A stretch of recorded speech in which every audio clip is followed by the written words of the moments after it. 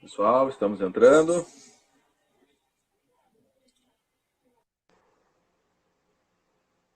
Grande Fabrício.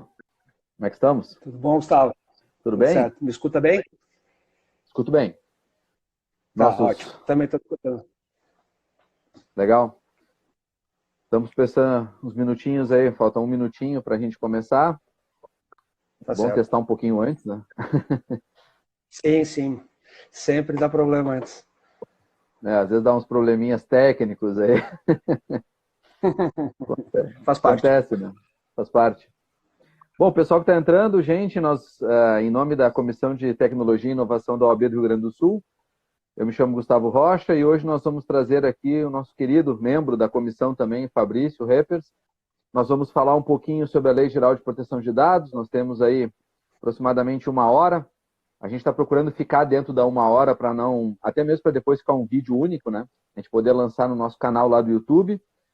Conselho todos aqueles que estão entrando, já avisando, as nossas lives da CDTI estão disponíveis no nosso canal do YouTube. Eu hoje à tarde, um pouquinho depois de terminarmos a live, eu já faço o upload lá e já fica disponível. Eu também irei publicar essa mesma live no meu canal posteriormente, né, daqui a algumas semanas provavelmente, porque eu faço um artigo sobre isso e publico também. Nossa ideia realmente é que a gente tenha uma boa interação com o nosso público e possamos com isso divulgar mais o conhecimento, aliás, que é o nosso munus público da advocacia e mais ainda das comissões, né? Eu acho que esse é o nosso propósito realmente quando a gente ingressa numa comissão, a gente quer trazer mais informação para o público e trazer esse público cada vez mais próximo, no nosso caso aqui da tecnologia e da inovação. Bom, deixa o Fabrício se apresentar, eu acho que é importante ele poder falar um pouquinho dele, do que ele está fazendo hoje, do seu trabalho, e a gente poder já entrar daí no assunto propriamente dito. Seja muito bem-vindo, Fabrício. Muito obrigado, Gustavo. Bom, meu nome é Fabrício Reppers, sou advogado, membro honrosamente da Comissão de Direito e Tecnologia da Informação aí da OAB-RS. Eu sou especializado em computação forense e investigação de fraudes, né? Então eu tenho aí conhecimento para atuar como perito forense computacional, perito judicial. E trabalho aí também com direito digital e fraudes na internet já fazem mais de 10 anos, acredito. Eu venho exercendo aí na OAB, num primeiro momento, um trabalho aí de conscientização e capacitação dos nossos colegas em relação ao processo eletrônico e tudo mais, e ultrapassadas aí as dificuldades de implantação do EPROC e tudo mais, agora a OAB, a CDTI vem aí mudando aos poucos o enfoque para trazer mais conteúdo aplicado realmente ao direito digital e às demandas que advêm aí, digamos assim, dos relacionamentos interpessoais realizados pela internet, contratos, assinatura de contratos via digital, prestação de serviço digital, LGPD, tratamento de dados e tudo mais. Então, tendo em vista esse trabalho que eu desenvolvo e o convite muito bem-vindo feito pelo Gustavo, eu vim aqui hoje falar um pouco sobre a LGPD, os aspectos práticos dela, por onde que a gente começa, qual o norte, por onde uma empresa deve, digamos assim, começar a analisar, começar a tentar arrumar a casa, digamos assim, para se preparar para essa legislação, que em que pese aí a quarentena do coronavírus tenha adiado ela, daqui não muito tempo a gente já vai ter ela em vigor de novo e as empresas precisam estar preparadas. Então, vim aí falar um pouquinho disso dentro do meu conhecimento para ver se eu consigo agregar alguma coisa para o público. Com certeza, não tenho dúvida disso. Uma das coisas que eu vejo, e eu acho que é importante para o nosso público também, que o pessoal às vezes fala, e eu acho que é um erro muito comum. Olha, agora que foi postergado a entrada em vigor para maio do ano que vem, se não derrubarem a medida provisória, né? Mas vamos supor que entre em maio do ano que vem, eu agora estou tranquilo, deixo para ver isso no segundo semestre, não preciso me preocupar. E a gente sabe, quem está lidando com essa matéria há mais tempo, que uma implantação séria, ela leva muitos meses para ficar pronta. Então, eu acredito que seja importante a gente passar para o nosso público justamente um pouco mais detalhado os primeiros passos, talvez, ou também o que seria o básico para começar a organizar a casa, talvez a questão de data mapping e por aí afora, justamente pensando que, nesse quesito, olha, talvez a prorrogação tenha sido uma oportunidade divina de tu ficar dentro do prazo, e olhe lá. Sim, sim, verdade. Bom, o que ocorre? Eu acho que antes da gente falar de LGPD, a gente tem que falar de segurança da informação, né? Uhum. As pessoas veem a LGPD, as pessoas veem a LGPD hoje em dia, né, como uma lei que vai trazer alterações ou vai trazer obrigações para as empresas no sentido da maneira como os dados pessoais dos terceiros que elas possuem, né, dos dados de terceiros que elas possuem, como é que esses dados vão ser tratados, o aspecto legal, o binômio finalidade e necessidade, tudo isso é importante. Mas antes da gente falar de LGPD, é importante falar de segurança da informação, porque esse tema ele tem que ser tratado independente da LGPD, por questão não só dos direitos constitucionais dos titulares dos dados, mas por questão de um aspecto básico de necessidade e até de existência das empresas. Como a gente sabe, hoje a informação ela é mais da metade do valor de uma empresa. Uma empresa é o que ela vale e a maneira como ela aplica essas informações no mercado. Isso tudo gera aí bastante diferencial de competitividade, de qualidade de prestação de serviço. Então, os dados que uma empresa possui, eles são extremamente sigilosos e importantes. E a segurança da informação ela não deve ser olhada como um investimento, porque quando a gente pensa no investimento, a gente pensa em retorno, né? Então, o ROC que a gente chama, retorno ao investimento. Mas, e sim como uma necessidade, assim como um seguro. Você precisa de um seguro para carro, você precisa de um seguro para sua casa, e na sua empresa você precisa também ter mecanismos de segurança da informação. Se existe um vazamento de segurança da informação expressivo, com dados sigilosos, seja de titulares pessoas físicas ou até de clientes, empresas, pessoas jurídicas, estatisticamente, né, digamos aí que 3 a 4 empresas em cada 10, até mais, 5 empresas, eu diria, em cada 10, que sofrem com um vazamento exponencial de dados sigilosos, elas vão à falência. E por que elas vão à falência? E por que a LGPD ela é importante, mas a segurança da informação, acima de tudo, é mais importante?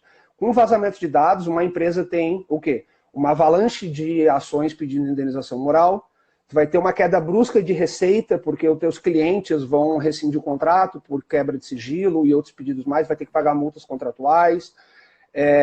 O Ministério Público pode entrar com uma ação civil pública em função de terem sido feridos direitos difusos, constitucionais, tudo mais. E, além disso, a empresa ela tem um alto desprestígio, né, no mercado, então as pessoas que já faziam negócios vão sair e as que pensavam em fazer negócios não vão mais fazer. E, somado a tudo isso, até o próprio funcionamento da empresa é afetado, em função, né, digamos assim, da notícia bombástica. Então, a produtividade não é a mesma. Aí tu imagina, receita diminui de maneira brusca, milhões de ações, centenas de ações pedindo dano moral, vai ter que ter, mesmo que ganhem todas as ações, vai ter que ter custo com representação judicial de advogados, ações com o Ministério Público, queda brusca de receita. Então, se a empresa não tiver mecanismos para se preparar para isso, e ela não tiver mecanismos também para lidar com isso caso aconteça, a probabilidade é que a empresa vá à falência. E as pessoas acham que isso acontece nos Estados Unidos, mas acontece aqui bastante no Brasil. A gente tem casos de bastantes empresas, Netshoes e outras mais, pagando indenizações milionárias, algumas empresas americanas pagando indenizações bilionárias, outros até que não pagaram indenizações tão altas, mas vieram à falência justamente pela queda brusca de receita, pela saída maciça de clientes e tudo mais. Então, ultrapassada essa questão, digamos assim, da segurança da informação, que ela tem que ser vista como, assim como a gente paga água, luz, tudo mais, condição essencial de existência e funcionamento de qualquer empresa. Isso aí Até fazer um comentário, Fabrício. Nós tivemos agora, recente, nos Estados Unidos, né, o vazamento num escritório de advocacia de famosos, né? Então, dados da Lady Gaga e vários outros ali, Bruce Springfield e outros ali, tiveram seus dados vazados, e um escritório gigante. Né? As pessoas, muitas vezes, quando eu converso isso com os advogados, eu escuto muito advogado dizer o seguinte: não, mas isso é para a empresa, não é para mim. Ele parece que está numa bolha, né? Como se ele tivesse assim, protegido eternamente, como se nada que ele tivesse no escritório interessasse para alguém. É o contrário. Na verdade, se ele aponta mais frágil, né? E a empresa está muito bem segura, e ele continua usando uma senha 1, 2, 3, 4, ou ele não tem níveis de segurança nas informações que ele guarda. E vamos lembrar que eu acho que o Fabrício tocou muito bem. Dados, gente, em tudo quanto é lugar. E uma outra coisa que eu acho muito crítica, que as pessoas também esquecem, que eu acho que é importante ressaltar. Quando a gente fala de dados e segurança da informação, a gente fala do papel também. A gente não fala somente de documento eletrônico, né? Que é um engano comum, né? A gente fala, tá, dado. Não, não é eletrônico. Na verdade, se o cara botou uma pasta embaixo do braço e vazou, é fuga de dado. Nós temos que estar preparados para toda essa realidade. Eu acho que isso é muito interessante e tudo isso é o princípio, né? Sim, na verdade, se a gente pegar a letra fria da LGPD, a gente vai ver que a proteção de dados, ele não faz distinção de dados digitais, dados físicos, se esse vazamento de dado ele foi por um furto ou roubo de um papel, foi pela internet, ou foi até mesmo de boca verbalmente, porque um funcionário que tinha o dever de manter sigilo acabou comentando isso. O vazamento de dado é um dado. Tudo aquilo que é uma informação que pode ser usada de maneira inteligível é considerado um dado, e se for sigiloso ou for de titularidade de uma pessoa física ou jurídica tiver direitos constitucionais envolvidos, o buraco vai ser bem mais embaixo. Uma coisa que vale ressaltar também, a questão da LGPD, eu vou abordar daqui a pouco, não adianta nada a gente ter um castelo dentro da nossa empresa se os nossos prestadores de serviços deixam a desejar na segurança da informação deles. Que é exatamente isso que tu comentou agora com os advogados. A empresa, sei lá, uma multinacional tem um super sistema de computação, tem firewalls, tem políticas de segurança, ela faz educação dos seus colaboradores e tudo mais, mas como é que esse dado dela circula fora da empresa? Os prestadores de serviços, onde é que ele transborda? Quando ela manda para a Receita Federal, esse dado ele está criptografado, ele tem mecanismos de segurança, o teu prestador de serviço que recebe dados teus ou que envia dados para ti, que acessa o teu sistema, ele tem mecanismos de segurança, porque a corda, como tu falou, ela rompe na parte mais fraca. Então, os escritórios de advocacia, eles não podem se achar acima ou à parte dessa lei, especialmente porque não existe lugar com mais informações delicadas e sensíveis de uma pessoa do que o escritório de advocacia. A gente, né, tem a vida, às vezes, do nosso cliente ali. Certidão de nascimento, contratos, depoimentos dele, enfim, uma gama enorme de informações sensíveis, e que isso vazar, pode ter certeza que, além da dor de cabeça, né, gigantesca que esse colega vai ter, é aquilo que eu falei, o desprestígio, a perda de clientes, o escritório dele vai ficar manchado, talvez. Imagina alguém que trabalha com direito penal e existe um vazamento de dados ali, que aquela informação acaba por ser usada pelo Ministério Público ou por alguém de alguma maneira para condenar o cliente, entendeu? Uma informação que ele usaria de uma outra maneira. Então, não existe ninguém que está acima nem a parte da lei. Pode ser um senhorzinho médico de 60 anos, que é otorrinolaringologista, mas que tem um sistema de dados onde ele guarda informações dos clientes deles ali. Pode ser um clínico geral. Se tiver dados de terceiros, você tem responsabilidade pela guarda, você vai ter que se responsabilizar pelo método como ele está sendo usado, se os dados estão sendo usados exatamente para aquilo que tu se dispôs a coletar eles, e se eles estão devidamente securitizados, digamos assim, se existem mecanismos de segurança para que eles não sejam acessados por terceiros. Claro, com certeza. E a gente acaba vendo isso na realidade do dia a dia, principalmente quando os advogados muitas vezes têm o seu software, ou têm backups na nuvem, ou têm outros sistemas, né, para poder ter mobilidade, que é algo fundamental na advocacia hoje. E agora com o home office a gente viu isso de maneira muito prática. E nós percebemos daí que o advogado muitas vezes não sabe, eu não sei nem a minha senha, o fulaninho lá que mexe nisso, eu não tenho nem ideia do que é que eu vou fazer. Ou, eu vi isso muito no home office, né, os advogados foram para home office, e aqueles que têm uma estrutura até pequena, ou às vezes média, eles simplesmente mandaram as pessoas para casa e era isso. Quer dizer, e a informação agora eu estou distribuindo ela como? Qual é o nível de segurança entre o meu servidor e o backup lá? O ideal, né, digamos assim, a gente sabe que é difícil, né, que só as bancas maiores fizeram isso, mas o ideal seria que a máquina fosse do próprio escritório, com toda a segurança do escritório dentro daquela máquina, né, a utilização de internet e tudo mais. Mas a gente sabe que isso não é uma realidade prática. Na realidade prática, nós temos aí aqueles que ainda utilizam backups virtuais como sendo o suprassumo da tecnologia, e é o que eles acabam fazendo. Fora aqueles que ficam acessando com VPN o tempo todo e achando que estão seguros, que é outro engodo. Então, né, a gente entra nesse embate, né? Sim, sim. A verdade é que as pessoas acham que ter um firewall e fazer um backup hoje em dia é estar em compliance com a tecnologia, digamos assim, o que não é, né? A gente brinca na seara forense que quem tem um backup não tem nenhum, porque quando tu vai usar aquele backup não vai funcionar. Tu tem que ter no mínimo uns 2, 3 backups. E eu vejo agora com a questão da quarentena e do home office do coronavírus, obviamente essa demanda de trabalho remoto aumentou exponencialmente e eu vejo que muitos escritórios não estão tomando medidas mínimas, digamos assim, para implantar medidas de segurança na transferência desses dados, no envio desses dados, no recebimento, no tratamento desses dados. Alguns têm criado conta até em Dropbox da vida ou coisa do gênero, só jogando os arquivos lá de maneira não criptografada. O computador do prestador de serviço, às vezes, que não trabalhava antes no escritório, ele foi contratado. Então, como é que a gente sabe como é que ele está fazendo esse descarte dessas informações, desses documentos que estão sendo enviados?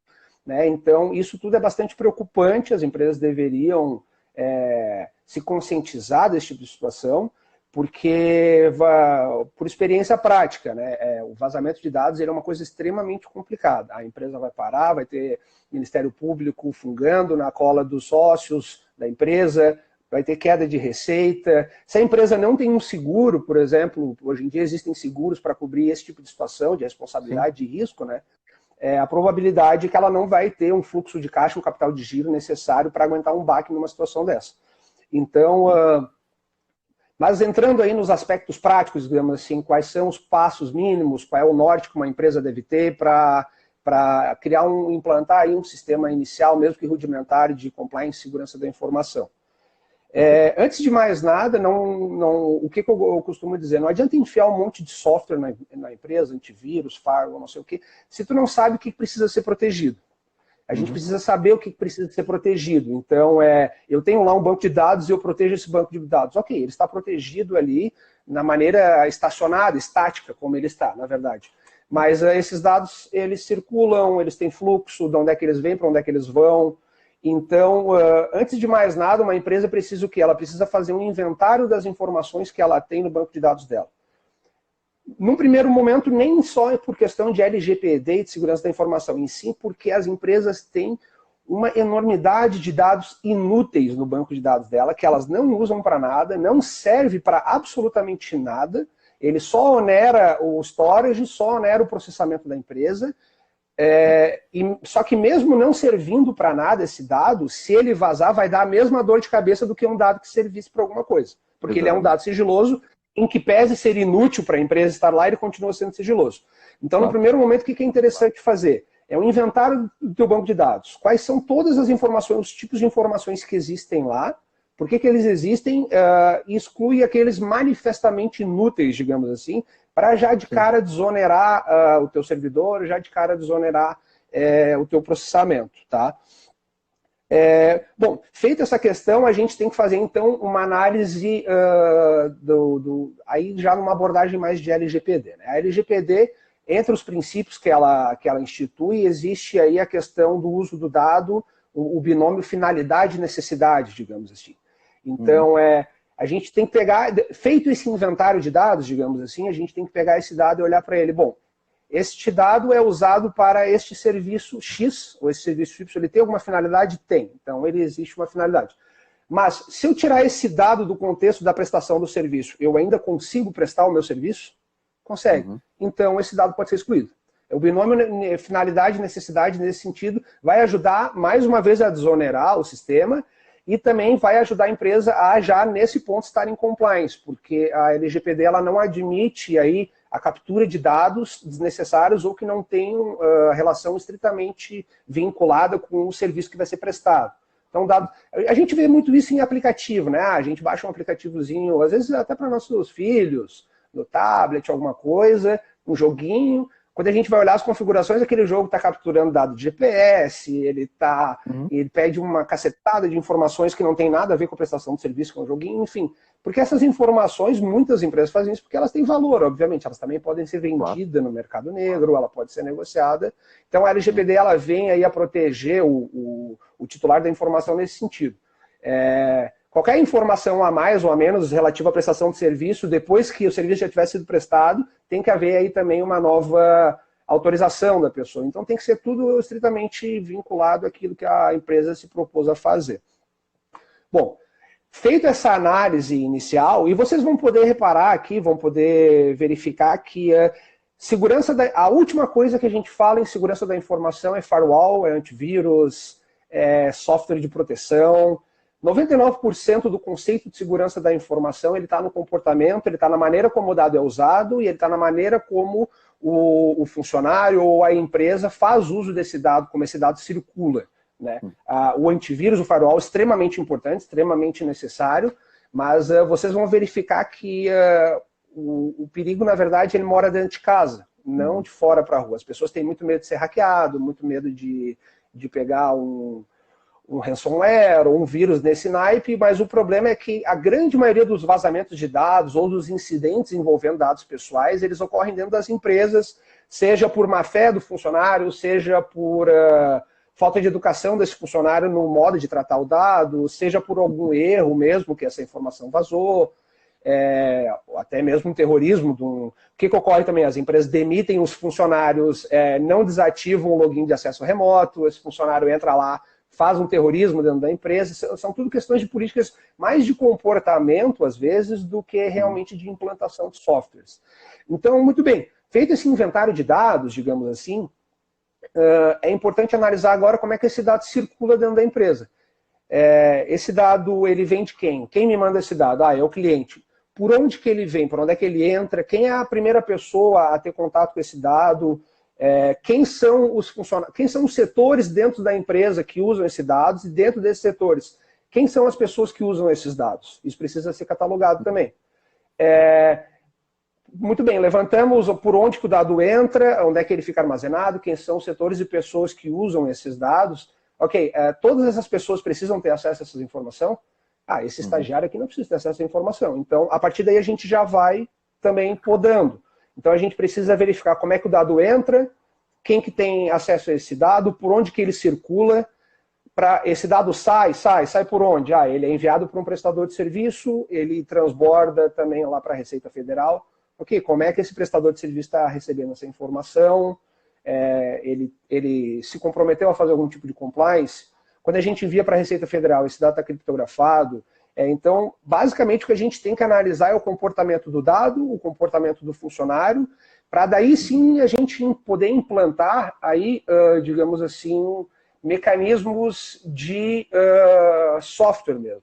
Que daí, o que a gente geralmente recomenda são software CIEM, né? O software CIEM é uma modalidade de software que ele analisa não vírus, ele não analisa invasão, ele analisa o comportamento do usuário dentro do sistema.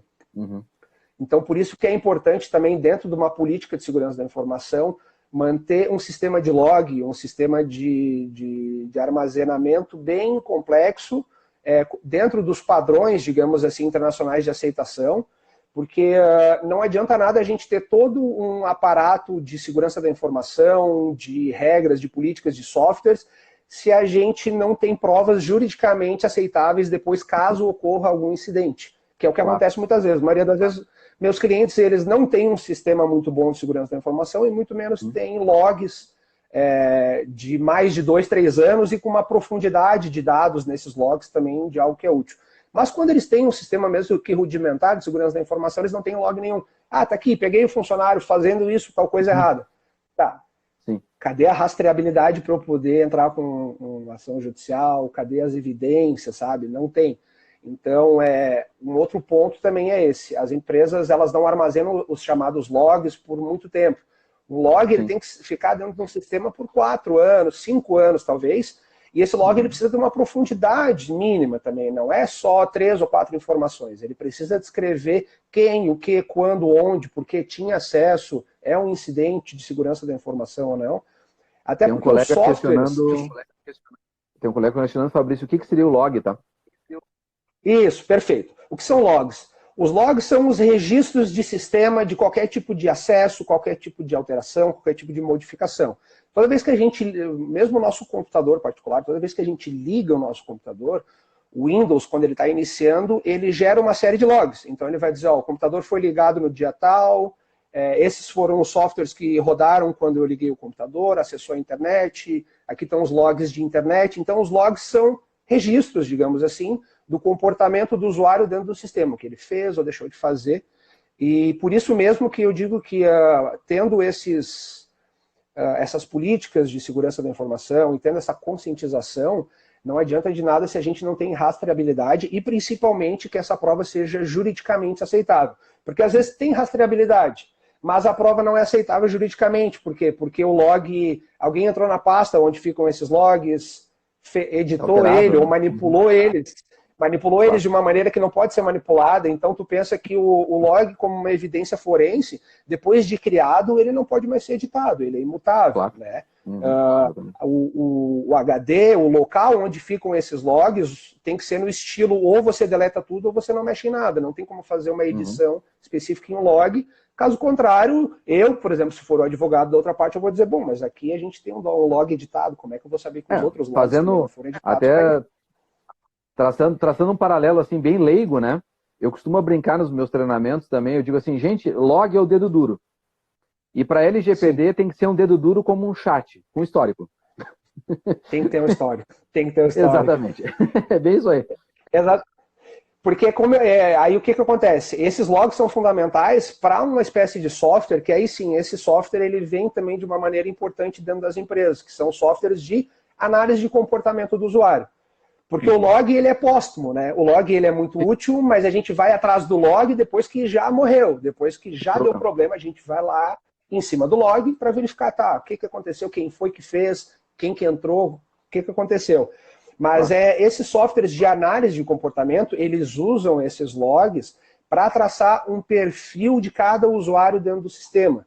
Então, se, por exemplo, o Gustavo trabalha na empresa X e todo dia que ele chega, ele tem um hábito. Por exemplo, ele cria uma heurística, digamos assim, né? O Gustavo abre o Internet Explorer, ele abre os e-mails dele, ele responde 1 ou 2 e-mails, depois ele entra no site do Globo Esporte, olha os jogos da dupla Grenal. Ele tem um hábito, entende? Se por algum motivo esse usuário ele já entra e já acessa o e-mail, já começa a baixar um monte de coisa, já começa a fazer um comportamento, o software já possui, digamos assim, uma capacidade de não bloquear, mas já jogar uma red flag. Olha, esse comportamento dele não é usual, isso a equipe de TI já começa a ver. Ou outra coisa, por exemplo, assim, agora trabalhando em home office, as empresas abriram acesso remoto ao servidor. Presume-se que uma empresa brasileira, 99% das vezes, ela trabalha só no Brasil com clientes brasileiros. Por que tem um IP da China conectado no meu servidor? Claro. Você sabe o porquê. E às vezes o técnico de informática não está lá monitorando onde é que veio o IP. O software desse software ciente, por exemplo, ele faz esse tipo de análise. Tá, mas então vamos bloquear só o IP do Brasil. O Gustavo trabalha aqui em Porto Alegre. E daqui a pouco ele conecta em Porto Alegre, desloga, 5 minutos depois ele conecta com o IP de Curitiba. Sim, não é, a não ser que você seja o The Flash, não existe como ter ido para Curitiba e ir logado lá. Claro. Então, esse tipo de análise ele é importante também, essa análise prévia de comportamento, não só do usuário, mas como do sistema também. Fazer esse tipo de análise anterior para evitar o problema, ter o log bem armazenado, digamos assim, para que, caso haja o problema, você tem todo o respaldo e as provas juridicamente aceitáveis para demitir aquele funcionário por justa causa e até startar uma persecução penal, né, uma notícia-crime, uma queixa-crime ou algo do gênero, se for necessário. Somado a isso, a LGPD em si, a gente precisa, então, analisar sempre o binômio finalidade e necessidade. Pegar aquele dado e verificar, se eu tirar essa informação, eu consigo ainda prestar o serviço? Consigo, então tiro o dado. Quanto menos dado, melhor. Menos é mais em relação à LGPD. Se tu consegue prestar o serviço, sem o dado, tira o dado. Dentro da tua empresa, verificar como que esse dado circula, quem tem acesso a essa informação e por que essa pessoa tem acesso à informação. Ela precisa ter acesso à informação. E, mais importante, é monitorar também e pedir aí uma prova mínima dos teus prestadores de serviços ou dos teus, até mesmo dos teus clientes, de que eles também possuem um conceito mínimo de segurança da informação dentro das empresas dela, porque a LGPD ela vem com um conceito semelhante do Código de Defesa do Consumidor, né, que a gente chama de responsabilidade solidária. Então, no Código de Defesa do Consumidor, se eu vou ali no Zafari, por exemplo, compro uma carne que está podre, passo mal, em tese eu posso processar o Zafari, posso processar a transportadora, posso processar a empresa que vendeu a carne, processou a carne, enfim. Na LGPD existe um conceito de responsabilidade solidária que a gente chama de... Existe a cadeia de consumo, aqui a gente vai ter também a cadeia de tratamento. Então, em tese, o controlador, que é aquela pessoa que recebe do titular da informação diretamente o dado, eu contrato o Gustavo para prestar um serviço, te passo informações necessárias a prestar esse serviço. Tu, por tua vez, tu tem prestadores de serviços que tu também precisa, volta e meia, uma ou outra informação, entregar esses dados para ele. Todo mundo possui uma responsabilidade solidária dentro dessa cadeia de consumo, e a menos que tu consiga se exonerar por A mais B, dizendo, olha, não foi daqui que vazou o dado, tu vai ser considerado solidariamente responsável da ação. Até porque o titular, o advogado titular não vai estar nem aí, ele vai botar todo mundo no polo passivo e cada um que se vire para comprovar que não foi dali que vazou essa informação.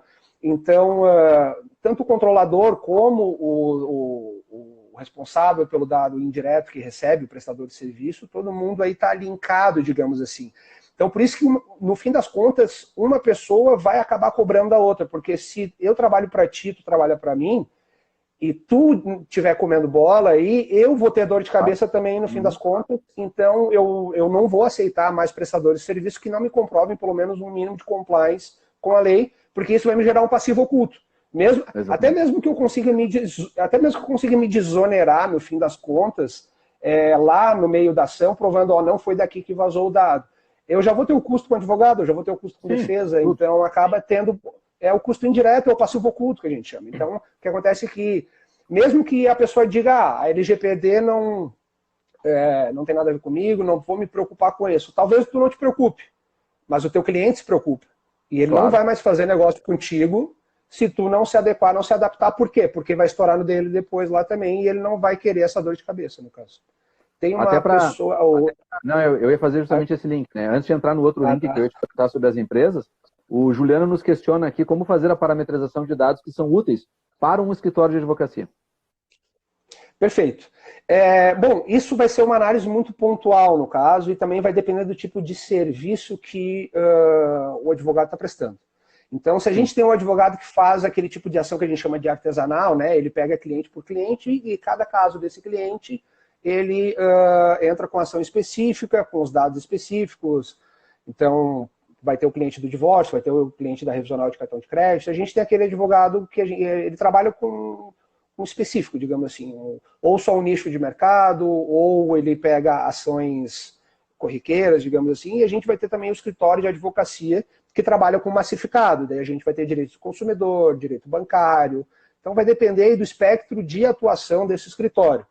Para o advogado, digamos assim, carreira solo, ou que tem um escritório menor e que pega clientes com questões muito pontuais e personalíssimas, digamos assim, ele vai ter que ter uma educação, ele vai ter que se educar para que, em cada caso concreto, ele diga, olha, esse teu extrato do banco aqui, do cartão de crédito aqui, não preciso, nem quero, porque não precisa ser juntado nos autos, e eu não quero essa informação aqui comigo, porque depois se vazar vai dar dor de cabeça.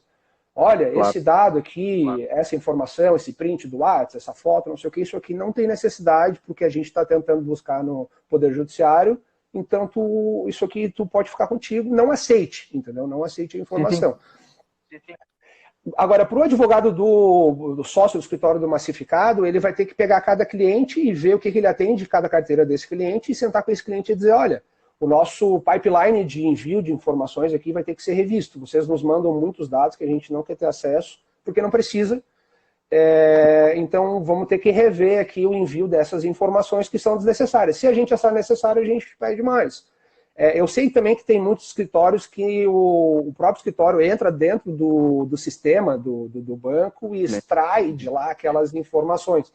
Então vai ter que ser criado talvez um mecanismo para comprovar que quando o escritório acessou o sistema do banco, ele só extraiu informações XY para depois, caso haja um vazamento, o banco não queira dizer, olha, o vazamento pode ter sido dali. O que é a importância também do escritório documentar por A mais B, olha, acessamos o dia tal, extraímos tais dados, e a partir daí tentar criar uma política de segurança da informação.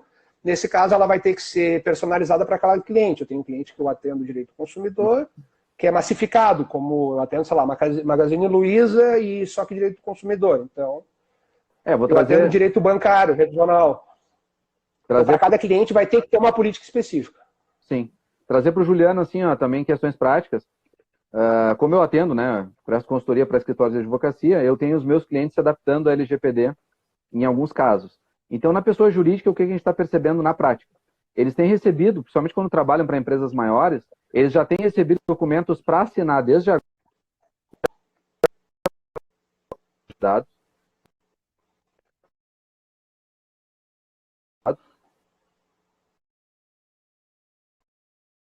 cliente está começando a fornecer dados que ele julga necessários e não vai fornecer outros. E tudo que tu faz, que antes era assim, vou pedir uma autorização para recorrer, tudo bem. Não, agora tudo que tu faz que não esteja no escopo daquele contrato que tu assinou de proteção de dados, tu vai ter que pedir autorização para o controlador. O que é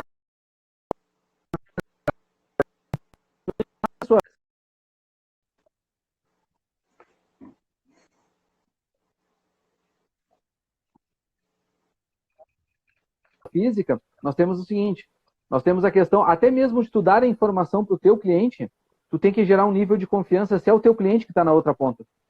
Porque daqui a pouco tu está dando um dado do cliente para um terceiro. E isso já seria um vazamento de dados que tu mesmo, pelo teu setor de atendimento do escritório, está fornecendo. Então nós estamos entrando numa seara muito interessante de debate, né, dessa questão da cultura dos escritórios. Acho que é um material que a gente poderia aproveitar até um outro momento e fazer alguma coisa mais específica, de repente, nesse sentido. Acho que seria interessante, né, fazer uma cartilha especial para os advogados, talvez, a CDT. Está sendo... eu faço parte também da comissão de LGPD da OAB e ontem a gente estava discutindo isso. Eles estão desenvolvendo já para uma entrega nesse sentido para os advogados. É bem legal. Então, também nós, né, ontem fiz até uma interface que depois vou conversar lá com o pessoal da comissão para a gente se debandar também para lá, né? Fazer uma troca. Sim, sim. É importante. Mas, respondendo isso do Juliano, então, acho que é bem prático e bem importante, Juliano, que os escritórios repensem tudo que o Fabrício colocou. Fluxo, repensem o como fazer, repensem principalmente o quanto o cliente está envolvido nesse processo. E se tu trabalha para a empresa, eu diria que o teu problema ainda é maior. Porque para a empresa, tu tem uma dificuldade. Tu não está lidando com o dado da empresa, tu está lidando com o dado do cliente ou de alguém que entrou contra a empresa. É mais um titular que pode demandar contra ti.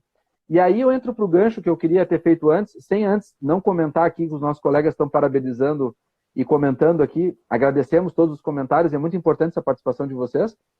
Mas o Fabrício comentava, antes de a gente entrar na resposta do Juliano, sobre o gancho seria justamente a questão das empresas e como essa adaptação está sendo importante. Como a gente já entrou na nossa segunda metade já do tempo, né? Porque vê que passa muito rápido. Eu gostaria de comentar, Fabrício, para ti, passar para nós as informações em relação à questão de DPO, né? Figura de controlador e operador, que eu acho que é uma questão que causa uma certa confusão para os escritórios, e a questão também do papel dessas figuras em relação ao cliente, porque eu acho que isso está faltando a gente desmiuçar um pouquinho, que às vezes suscita muita dúvida, na verdade, esse tempo. Perfeito, perfeito. Bom, vamos falar inicialmente sobre o DPO, tá? A figura do DPO. A LGPD ela prevê expressamente que cada empresa que trate dados pessoais de pessoas, ela precisa ter um DPO, que na LGPD ele é denominado encarregado de dados. Tá? Esse encarregado de dados, oficialmente pela lei, ele vai ser a ponte oficial entre o governo, né, a Associação Nacional de Proteção de Dados, e o titular do dado. Então, ele vai ser essa pessoa que vai recepcionar solicitações dos próprios titulares. Por exemplo, o titular entra em contato com a empresa dizendo, olha, quero saber quais informações minhas vocês têm aí nessa empresa, por que vocês têm, e dependendo ele pode querer que sejam excluídas, principalmente se ele não tem nenhum vínculo, né, de prestação de serviço ou vínculo contratual com a empresa. O DPO ele vai ser a pessoa que vai precisar estar preparada para saber como funciona a lei, responder essas solicitações em tempo hábil e de maneira gratuita, não pode ser oneroso para o titular dessa informação, e vai precisar também responder de maneira, digamos assim, relevantemente compreensível para o público leigo e para a população no geral. No aspecto jurisdicional executivo, digamos assim, de mais de poder executivo, a Agência Nacional de Proteção de Dados, ela também vai poder interpelar, digamos assim, esse DPO a qualquer momento, para fazer seja fiscalizações ou questionamentos, para dizer, olha, quais são os dados que vocês têm aí, quais são os mecanismos de segurança que vocês estão implantando, né? A própria LGPD, ela ela prevê um relatório chamado Relatório de Impacto e Proteção de Dados, esse relatório ele vai ter que dizer quais dados existem, quais os serviços que são prestados, quais são os riscos inerentes ao serviço que é prestado e a maneira como esses dados estão sendo armazenados e quais são os mecanismos que essa empresa está implantando para proteger essas informações. O DPO vai ser o cara, né, legalmente falando, que vai ter que ter a capacidade técnica e jurídica, digamos assim, para atender esse tipo de demanda. Isso num aspecto formal da lei. Num aspecto administrativo, digamos assim, o DPO ele não precisa ser necessariamente uma pessoa, ele pode ser um setor. Ele pode ser o setor de proteção de dados, digamos assim, e lá dentro a gente vai ter o gerente, o presidente desse setor, que vai ser assessorado pelo jurídico e também pela TI, pelo administrativo. Porque o que ocorre? Muitas vezes me questionam, que tipo de conhecimento, que tipo de experiência, capacitação um DPO precisa ter. Tem que ser advogado? Tem que ser técnico de TI? Eu digo que o DPO ele precisa ser um híbrido entre os dois. Ele precisa entender, pelo menos de maneira satisfatória, como que é o aspecto jurídico, a interpretação, né, a hermenêutica, digamos assim, da lei de proteção de dados, e ele precisa ter um conhecimento mínimo de tecnologia também, para entender o que é um log, a circulação de dados, um armazenamento, ele precisa ter esse entendimento mínimo. E principalmente, ele precisa ser alguém que entende o DNA daquela empresa. Muitas pessoas pensam em, talvez, terceirizar o DPO. Para empresas de pequeno porte, até médio porte, talvez, até é possível, talvez, ter um DPO terceirizado.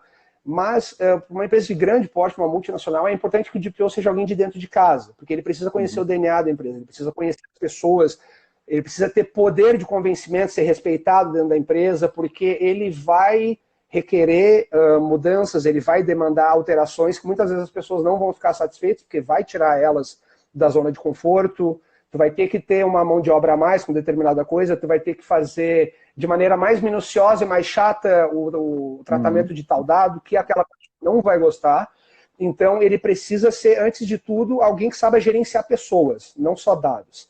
E é importante por isso que ele seja, em empresas de grande porte, que o DPO seja alguém de dentro dessa empresa, vai facilitar, assim, sobremaneira para que a criação de políticas e a implantação dessas políticas de segurança da informação sejam feitas de maneira mais efetiva. Claro. Saiu então, uma decisão... por isso o DPO até... Não, desculpa. Não, pode falar. Não, é que saiu uma decisão agora, faz menos de uma semana, em que a Bélgica multou uma empresa, porque ela entendeu que o DPO não pode ser a mesma pessoa do que o Head de Compliance. E como tu falou também no início sobre essas questões de compliance, e às vezes o pessoal que lida com compliance fica com isso na cabeça também, o cara de compliance cuida disso, porque afinal de contas, ele já está cuidando de todas as regras mesmo, bota mais essa para ele e acabou. E isso foi um debate interessante, né, suscitado agora, recente, porque a Bélgica, na verdade, né, a Autoridade Nacional da Bélgica entendeu que não pode porque teria conflito de interesses. O que eu concordo, porque na verdade o cara de compliance ele tem uma visão, o DPO ele tem que ter o poder, inclusive independência, de fazer alterações no compliance.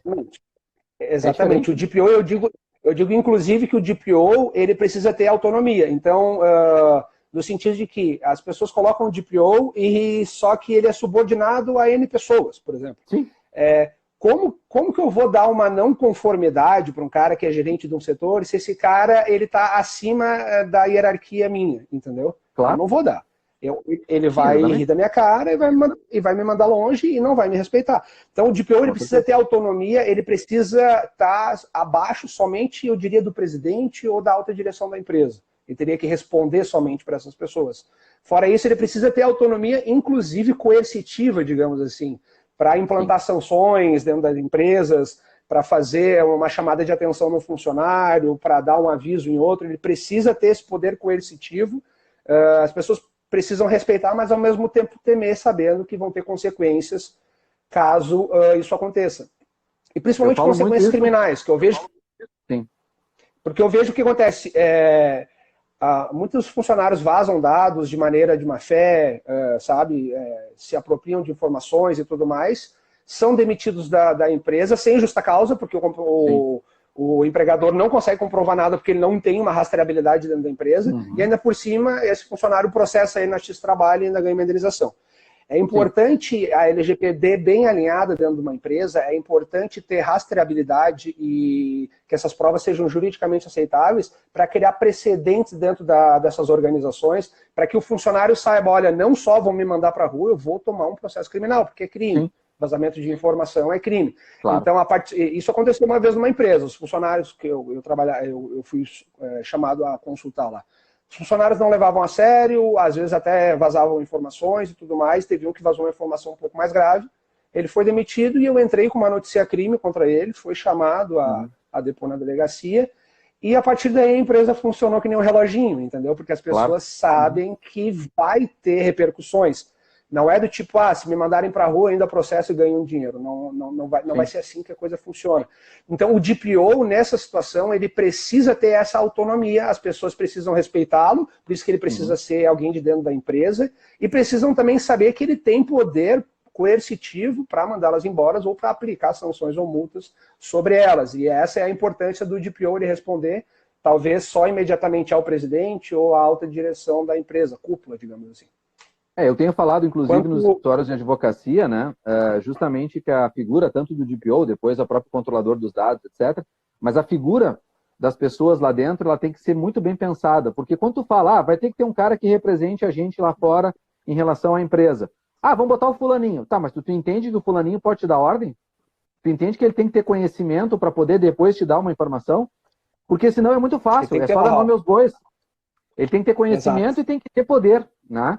E isso é uma coisa que nem todo mundo está disposto a ter, na verdade. E eu sempre digo, aí dando uma dica para quem está em escritório nos ouvindo, o controlador... E muita gente não quer ser DPO também, né? Muita gente não quer ser DPO porque... Na verdade, lá na Europa, o DPO é um cargo de bastante prestígio, porque lá a gente já tem uma educação consolidada em relação à segurança da informação. Mas aqui no Brasil, quando eu vou dar treinamento para as empresas e para pessoas que talvez a empresa esteja inclinada a nomeá-lo como DPO, as pessoas, cara, eu não quero fazer isso, porque... Imagina, eu não culpo elas, vai ser uma dor de cabeça, porque eles vão ter a autonomia e a autoridade, mas vão ter também a responsabilidade. Se acontecer alguma coisa, vai ser culpa deles. Por isso que eu brinco, inclusive, que eu digo assim, até voltando à questão do conflito de interesses que tu falou agora sobre o cara do compliance e tudo mais, a pessoa do compliance. O brasileiro, a gente tem a figura, né, caricata aqui no Brasil, chamada o guri da TI. E aqui que eu estou vendo, as empresas bota o guri da TI. Não existe guri da TI como DPO. Esquece o guri da TI. Claro. A TI, ela vai ser consultada, ela é uma parte importante quando forem ser tomadas decisões. Por isso que é importante que o DPO seja um setor assessorado pelos chefes dos outros setores. Então, toda vez que é preciso excluir uma informação, adicionar uma informação, ou tratar essa informação de maneira diferente, o que o DPO faz? Como um juiz, digamos assim, ele vai chamar as partes, vai escutar o que o jurídico tem que dizer, olha, se a gente tratar essa informação aqui vai dar uma dor de cabeça por isso, aquilo. O TI vai dizer, olha, a gente precisa dessa informação porque senão não consegue fazer isso, aquilo. Ele vai ponderar e vai decidir. Então, o DPO ele é uma pessoa, mas ele precisa ser assessorado por outras áreas. Então, não existe como tu colocar o guri da TI. Precisa ser alguém que tenha know-how, tem alguém que já tem experiência, alguém que é mais macaco velho, digamos assim, mais calejado com essas questões de gerenciamento de pessoas dentro das empresas. E não podemos esquecer nos escritórios de advocacia que quem vai ser a última palavra em relação ao controle dos dados tem que ser um sócio. Tem que ser alguém que tenha realmente conhecimento e vá responder pela marca do escritório. Porque diferente, às vezes, da empresa que vai ter setores, um escritório de advocacia menor, que é a grande maioria dos escritórios do Brasil, eles vão ter que ser assessorados por quem? Quem é que vai definir se isso aqui vai ferrar ou não a minha marca? Tem que ser eu. Como é que eu vou botar um terceiro, o guri da TI, ou um advogado contratado? E outra coisa que eu acho que é importantíssimo, quem está nos ouvindo, se lembre. Eu vou fazer o DPO, eu vou botar controlador, eu vou fazer tudo isso. Tá, aí um detalhe, gente. Tu criou isso dentro do teu plano de cargos e salários? Tu criou isso, na verdade, como uma carreira dentro do teu negócio? Porque, assim, um DPO em São Paulo, eu costumo brincar muito com isso porque o pessoal gosta de números, né? Se tu abrir vaga em São Paulo agora e procurar DPOs para as empresas que estão contratando, o salário baixou, inicial, 25 mil. Aí o pessoal, que maravilha, é dinheiro. Cara, mas olha a responsabilidade. Eu acho 25 mil pouco. Sinceramente.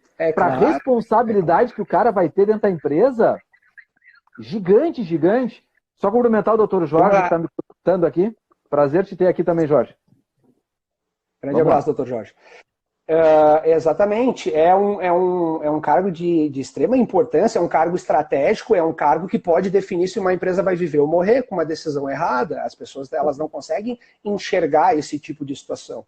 O DPO, que ele é uma pessoa relaxada, pouco cuidada, que toma pouco cuidado em relação aos dados, que não leva a sério, ele pode levar uma empresa à falência de maneira fácil, é barbado. E quando eu estou dizendo isso, eu não estou querendo ser o teórico da conspiração, cavaleiro do apocalipse. Isso é verdade. Uma empresa pode fechar em menos de 1, 2 meses se houver um vazamento maciço de dados.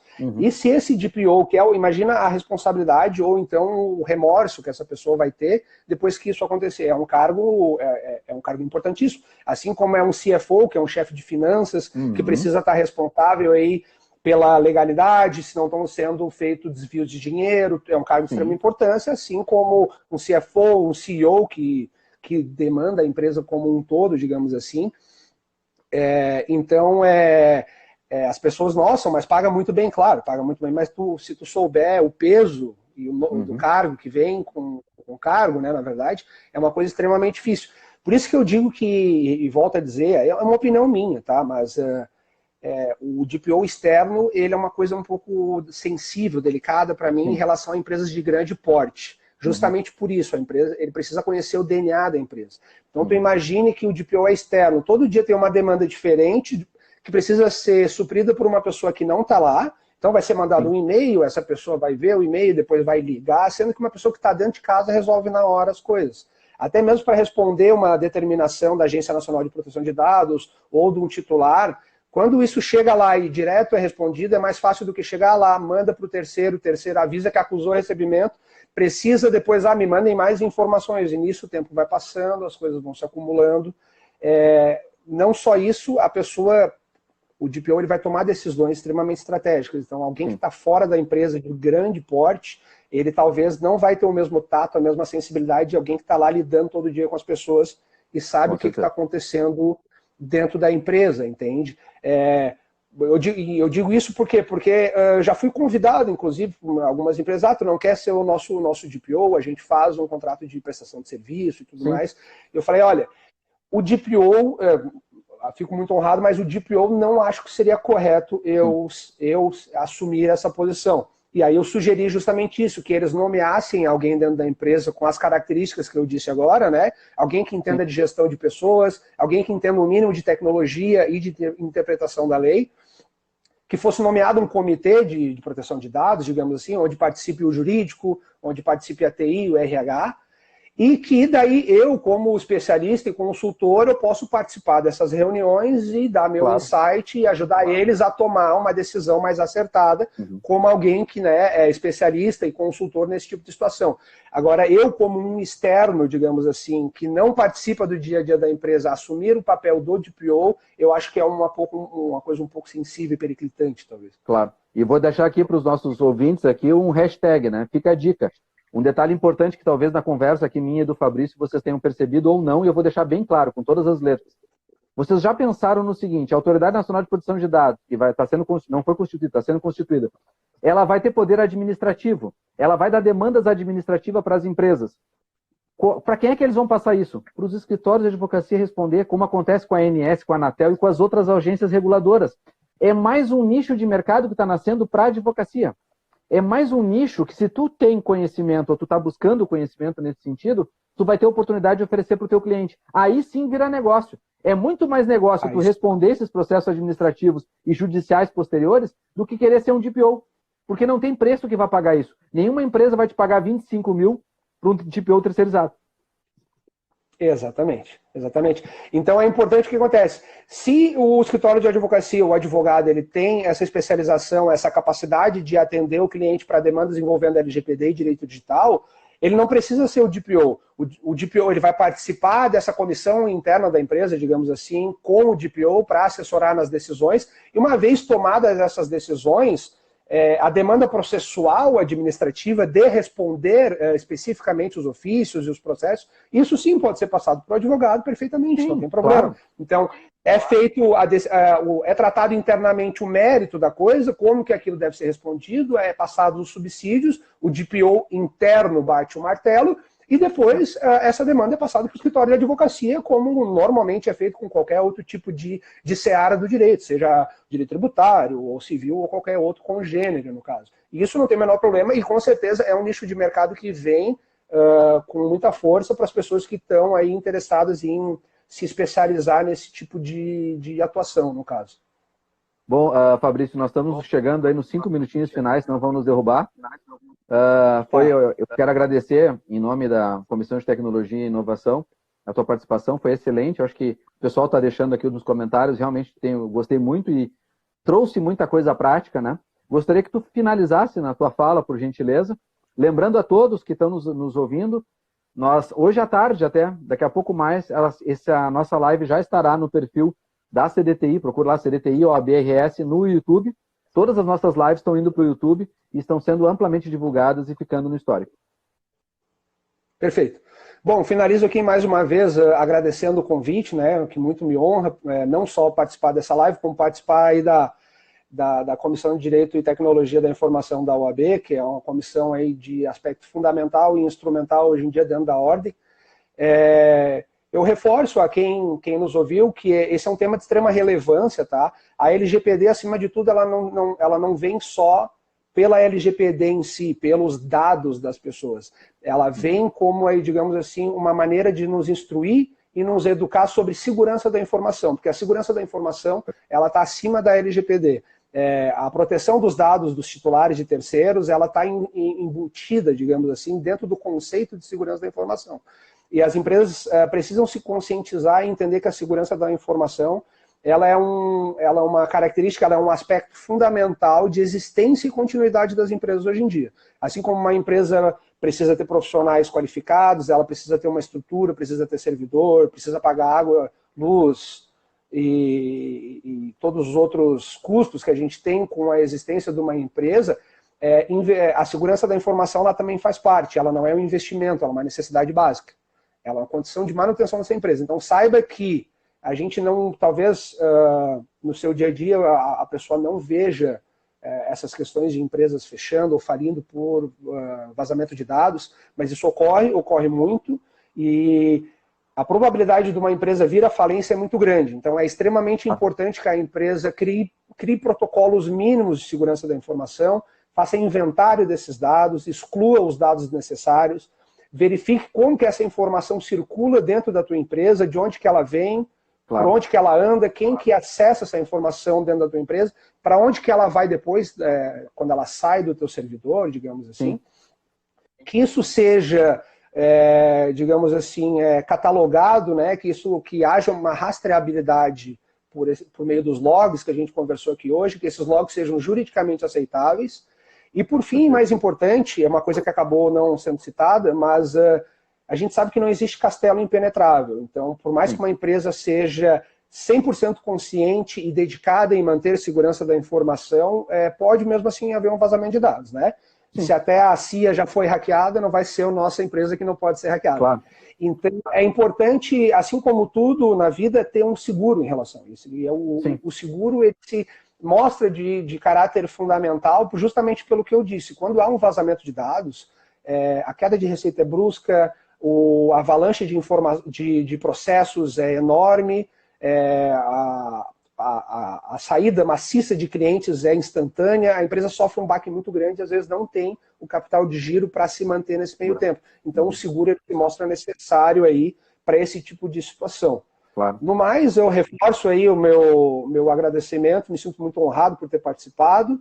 Fico à disposição de todos os nossos ouvintes aí, de todos que estão participantes, se quiserem entrar em contato direto comigo pelo Instagram, por e-mail, me coloco à disposição e mais uma vez agradeço aí pelo convite. Obrigado, Fabrício. Respondendo a pergunta do Albornoz, que perguntou quem é que vai estar na nossa próxima live, nós temos alguns convidados que estão confirmando as próximas 2 semanas e em breve nós vamos divulgar na nossa rede social essa informação. Já apareceu para mim aqui, eu tenho menos de 30 segundos. Então, gente, um prazer enorme e agradeço muito a audiência de vocês. Foi realmente muito gratificante ter feito essa live e espero que todos vocês possam estar conosco na próxima quarta-feira, à 1 da tarde. Um grande abraço, gente. Até lá. Obrigado. Tá, Fabrício. Tudo de bom. Tchau, tchau.